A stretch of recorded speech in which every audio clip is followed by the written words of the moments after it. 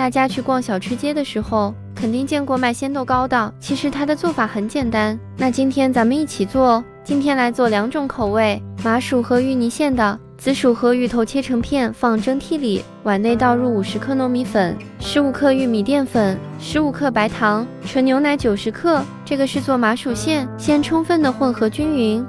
为了防止里边有面疙瘩，给它过一遍筛。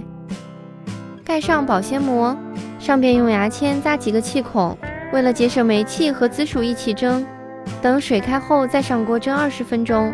这个时间来做面皮，碗内打入1颗鸡蛋，25克白糖，先搅拌一下，让白糖融化，再加入30克玉米油或者其他食用油也可以，再来100克的低筋面粉，30克玉米淀粉，没有低筋粉也可以换成普通面粉，过一下筛，用筷子搅拌成絮状，最后再给它揉成一个光滑的面团，裹上保鲜膜松弛半个小时。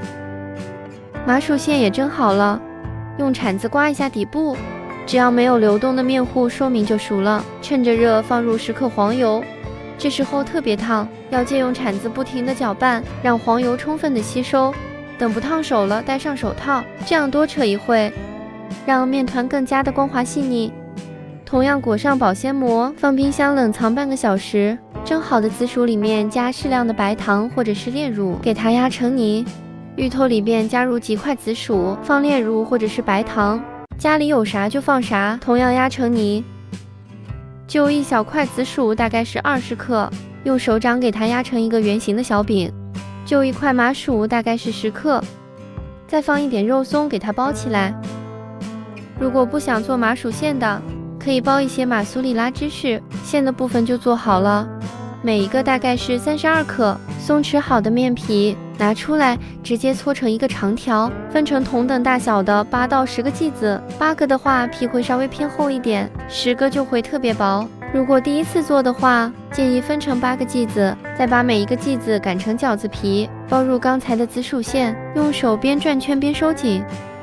因为皮是30克一个，所以包起来没有任何难度。把边缘捏紧，稍微团圆，最后再给它整理成正方形。一个生胚就做好了。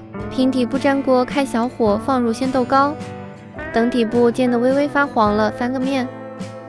馅是熟的，只要把皮能煎熟就可以。等6面全部煎好后，一个鲜豆糕也就做好了，是不是超级的简单？